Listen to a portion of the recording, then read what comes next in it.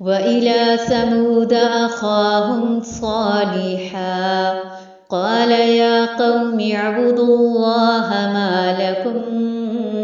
من إله غيره قد جاءتكم بينة من ربكم هذه ناقة الله لكم آية فذروها تأكل في أرض الله ولا تمسوها بسوء فيأخذكم عذاب أليم واذكروا إذ جعلكم خلفاء من بعد آد وبوأكم في الأرض تتخذون من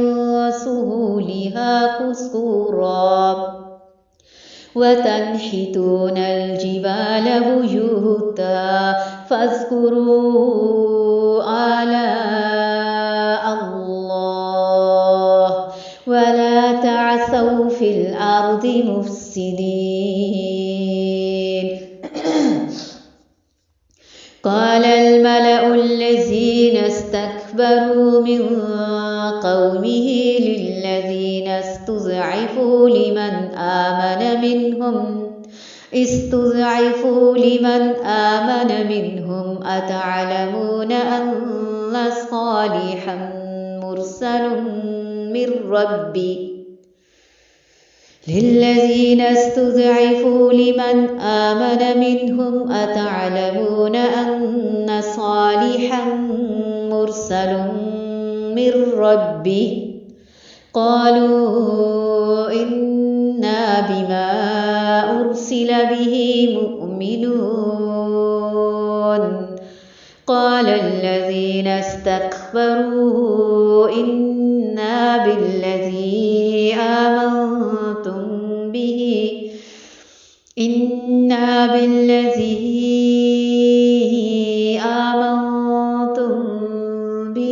كافرون قال الذين استكبروا إنا بالذي آمنتم به كافرون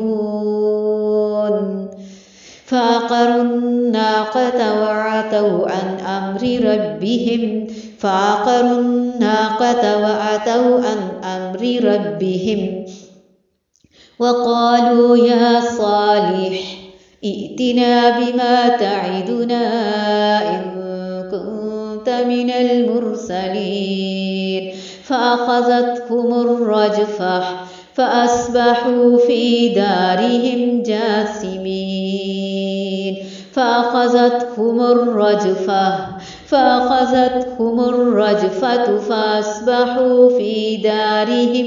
فأصبحوا في دارهم جاثمين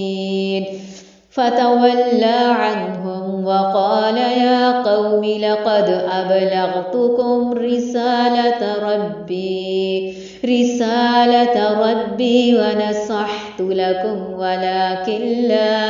ولكن لا تحبون الناصحين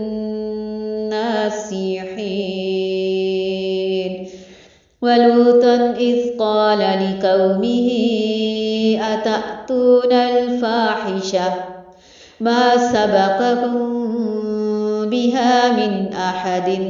من العالمين إنكم لتأتون الرجال شهوة من دون النساء بل أنتم قوم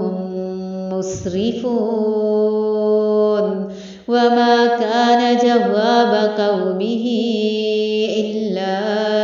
أن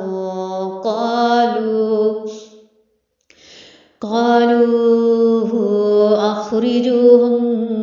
من قريتكم إنهم أناس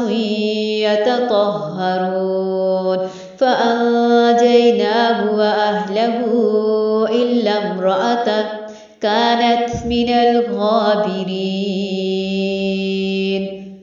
وأمطرنا عليهم مطرا فانظر كيف كان عاقبة المجرمين